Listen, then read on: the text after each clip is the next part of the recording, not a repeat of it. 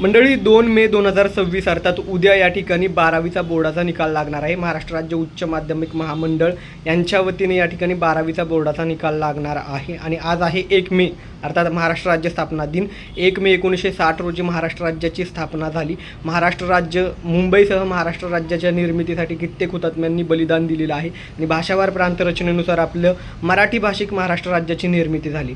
आपल्यासाठी आपल्या आम्ही फार्मसिस्ट यूट्यूब वाहिनीवरती आपण मायबोली मराठीतून फार्मसी करिअर आरोग्यविषयक औषधांची माहिती देतो।